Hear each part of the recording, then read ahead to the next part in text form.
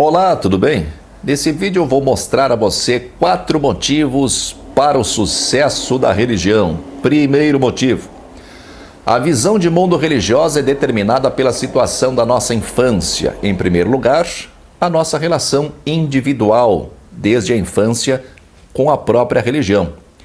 Se os elementos religiosos que fizeram parte da nossa infância, se esses elementos religiosos forem positivos, se de alguma forma formulamos boas memórias da nossa infância associadas, relacionadas com a religião, isso fica implantado em nós e de algum modo alimentaremos as mesmas crenças da nossa infância. Essas crenças, elas podem ser ressignificadas ao longo do tempo, conforme nossas experiências pessoais, conforme o nível cultural que nós desenvolvemos. Podemos até mudar radicalmente de denominação religiosa, mas os motivos que nos fizeram desenvolver a visão positiva da religião na infância e que trazemos conosco em forma de memórias, estarão presentes em nós, mesmo que com roupagem bem diferente para o resto de nossas vidas. Pode acontecer ainda de a pessoa estudar muito, de a pessoa analisar os fundamentos da sua crença religiosa e chegar à conclusão de que suas crenças não se sustentam na lógica e na razão. Nesse caso, ou a pessoa passa a viver com conflitos relacionados a questões morais, pois aprendeu desde cedo a associar moral ou ética e religião, ou se torna um descrente amargo. É o caso dos ateus mal resolvidos, pessoas que se dizem ateias, mas que vivem criticando Deus, tratam Deus como existente real, só que em vez de bom, como aprenderam, ele seria mal. Em segundo lugar, eu falei da visão pessoal, da religião, mas em segundo lugar, a visão de mundo religiosa, ela é determinada pela situação da nossa infância, baseada no convívio e na observação do comportamento de nossos pais, de nossa família de um modo geral, mas principalmente de nossos pais com a religião.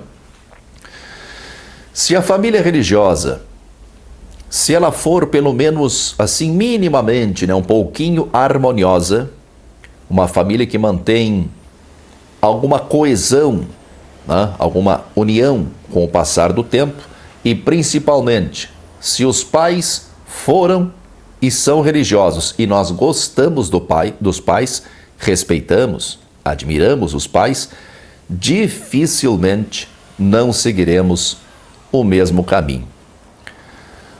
Podemos atualizar as nossas crenças em relação às crenças esposadas pelos nossos pais. Podemos até mesmo adotar outra crença religiosa, mas sempre baseados no que aprendemos na infância, sempre baseados no que aprendemos através do convívio com os pais. A religião acaba tomando um aspecto familiar, um aspecto quase hereditário, e de alguma forma torna-se um elemento de continuidade, um elemento que sobrevive aos pais e que deve ser continuado através de gerações. Do mesmo modo que era considerada pelos judeus, que muitas vezes se referiam a Deus como Deus de nossos pais. No Antigo Testamento tem muitas citações assim: Deus de nossos pais, ou Deus de Abraão, Isaque e Jacó. Segundo motivo, a religião se alimenta das mais fortes e básicas emoções dos seres humanos, principalmente medos e desejos. Se nossos medos são de algum modo controlados pela religião, se a religião consegue nos fazer sentir mais seguros, seja participando dos cultos ou reuniões religiosas, seja através do cumprimento de determinadas práticas, ou rituais, ou rezas, ou orações, ou promessas, ou outros meios quaisquer, nós nos tornamos psicologicamente dependentes da religião e acreditamos que a religião é essencial para a nossa proteção. O interessante é observar que muitas vezes os medos que nutrimos são provocados justamente pela religião, como é o caso do medo do diabo, do medo do demônio, do medo de espíritos obsessores, ou o medo de cometer pecados sem perdão, ou o medo de deixar de cumprir uma tarefa ou uma missão espiritual na terra, medo de não dar o dízimo, medo de não participar de cultos, reuniões, cerimônias e festas religiosas. Além do medo, o desejo. Se acreditamos que a satisfação de nossos desejos depende da religião, se acreditamos que para alcançar determinados objetivos precisamos da religião, sejam motivos materiais, familiares ou questões de saúde, e se concluímos que nossos desejos são, de algum modo, atendidos pela religião, está praticamente determinada a formação de mais um religioso no mundo. Isso é muito bem caracterizado hoje pela teologia da prosperidade. O fiel passa a acreditar que o seu sucesso financeiro está atrelado à sua fé, às suas práticas religiosas, ao dízimo e às ofertas que faz a igreja. Uma aplicação prática daquele ditado que diz que é dando que se recebe. Deus, de algum modo, é visto ou entendido como uma entidade que precisa ser agradada para atender aos pedidos do fiel. O mesmo vale para outras áreas da vida, como o casamento, por exemplo. A paz conjugal, ou até mesmo uma felicidade conjugal, passa a ser vista como dependente do comprometimento do fiel para com a sua fé. Terceiro motivo, a religião responde, mesmo que superficialmente, mas responde a questões fundamentais como o mistério da existência. Esse canal é frequentado por pessoas curiosas, por pessoas questionadoras, pessoas que não aceitam facilmente uma opinião dada. Mas temos que considerar que a maioria não se questiona. A maioria simplesmente não se importa com esse tipo de assunto.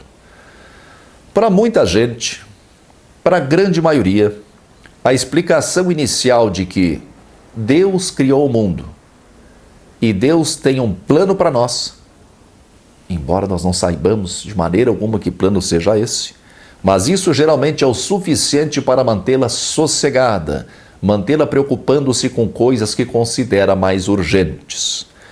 Para quem questiona um pouco mais, mas está atrelado à atitude religiosa de necessidade de crença e tradição, a religião se apresenta como um leque de ramificações ao gosto do freguês.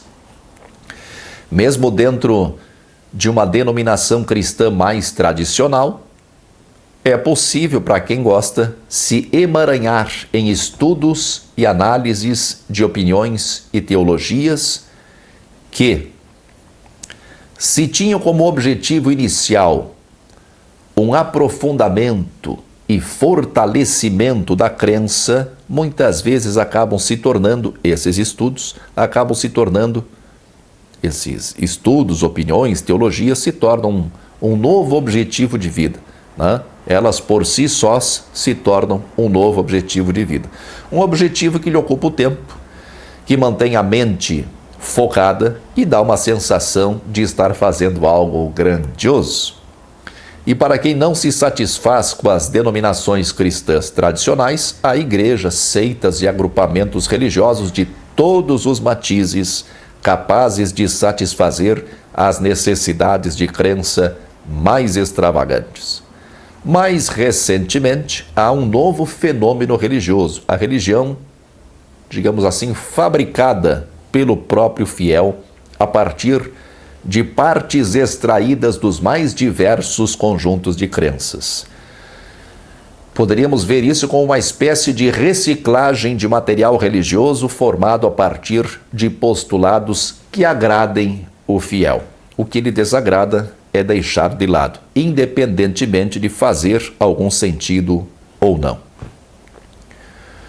Quarto motivo: a religião promete a felicidade definitiva se certas regras de conduta, que na prática acabam sendo bastante elásticas, né? Se certas práticas de conduta forem seguidas e se alguns preceitos forem atendidos. Um desses preceitos, apenas como exemplo, é aceitar Jesus. Para muitas denominações religiosas, se o crente aceitar Jesus, seja lá o que isso queira dizer, porque isso pode ter conotações muito diferentes, mas se o crente aceitar Jesus e pagar o dízimo em dia, é satisfação. Nem sei se tão garantida, mas certamente sem um centavo de volta. Outras denominações, como a Igreja Católica Apostólica Romana, têm uma série de exigências em relação ao crente, como os sacramentos, né? Mas que na prática, pelo menos em grande parte dos casos, acabam não tendo muita importância, pelo menos não como é apregoado. Religiões como o Espiritismo popular brasileiro pregam insistentemente a caridade como forma de salvação, ou melhor dizendo, como meio de evolução espiritual. E eu pude conhecer nesse meio, ao lado de pessoas que realmente se esforçavam para se tornar pessoas melhores, também conheci outras que se orgulhavam do seu suposto caráter caridoso e se achavam em dia com os seus deveres de caridade por despejarem dos seus guarda-roupas os trapos que não lhes serviam mais.